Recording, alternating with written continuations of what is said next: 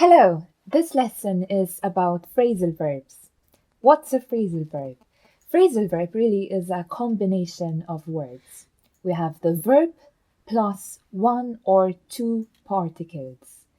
Particle could be a preposition like of or an adverb like together. So for example, we're going to have to put off the meeting until next week. Put off is a phrasal verb. We have the verb put and the preposition off, and together that means that we're going to postpone. We're going to hold the meeting at a later date, at a later time. He brought everyone together in the boardroom. So to bring together is a phrasal verb. We have bring, the verb, together is the adverb, and in this case, to bring together means to cause people together into a group or to meet up. But we can have another meaning of to bring up, and this could mean to try and get people to agree with each other. So I can say, I tried to bring them together, but they just don't see eye to eye. The idiom not see eye to eye means they cannot agree. They're totally different. They have different opinions. They will not agree. There are three things to keep in mind with phrasal verbs. Number one, phrasal verbs often have multiple meanings. So the meaning isn't obvious from the words. They often have idiomatic meanings. For example, to look up to someone, which means to admire or respect, not to physically look up to someone.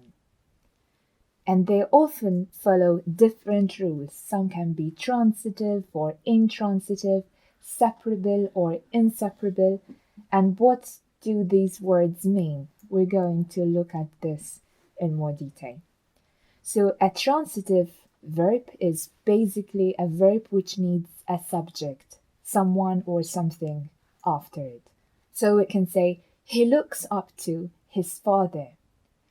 To look up to means to respect, admire, but we cannot say he looks up to. He looks up to what? We need to add an object. So he looks up to his older brother.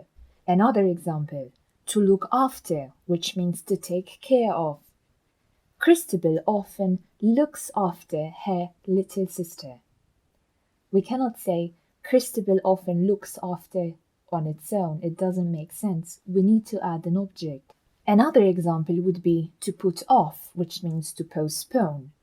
We've put off what? We've put off the meeting for a week. So these phrasal verbs need an object after them for the phrase to actually make sense.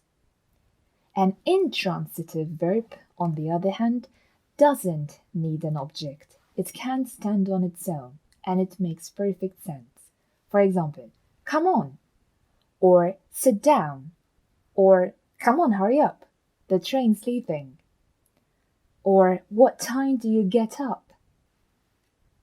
Another example would be Mireia didn't show up, or Mireia didn't show up for the rehearsals. So with these verbs, if we don't add an object, we would still understand what the phrasal verb means. Sometimes phrasal verbs can be both transitive and intransitive, and their meaning, of course, changes depending on how we're using them. Let's have a look at look up. If we're using it without an object, so it's an intransitive verb, it means to get better or improve. After last year's disaster, things are finally starting to look up, to get better. If we're using it with an object, then it means to search for a word in the dictionary, for example. He didn't know what meticulous means, so he looked it up in the dictionary. And meticulous means very detailed. Let's have a look at these sentences. Turn off the alarm clock. Turn the alarm clock off. Turn it off. With this verb, turn off, you can put the particle, the preposition on or off, before or after the object. So the alarm clock being the object, we can say turn off the alarm clock, it's before the object, or turn the alarm clock off. The phrasal verb is split.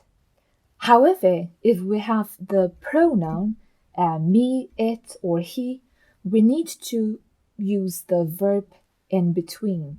So turn it off, not turn off it. The pronoun is always between the verb and the preposition. Let's have a look at some other examples. Please switch off your mobile phone.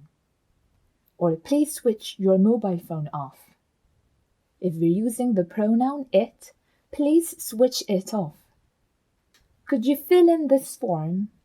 Or could you fill this form in? Could you fill it in? So these are phrasal verbs that are used with objects and are separable, which means that we can use them either at the beginning or in between or at the end. Let's practice. We're going to look at 5 sentences and we're going to replace the object with a pronoun. If necessary, we're going to change the word order as well. Let's do the first example together. I'm really looking forward to the trip. So the object of this sentence is the trip, and we're going to change that to it. I'm really looking forward to it. Could you look after the children? The object of this sentence is, or rather are, the children. So could you look after them? Switch off the television. We're going to replace the television with the pronoun it. Switch it off. I'm looking for my dictionary. I'm looking for it. Turn down the music. Turn it down. Phrasal verbs can also be used with objects but are inseparable. So for example, Mariah asked for a raise. So we cannot say Mariah asked a raise for. It's always used like this. Please look after Ola. She's not feeling well. Kendra doesn't get on well with her younger brother. Cherise is really looking forward to the holiday.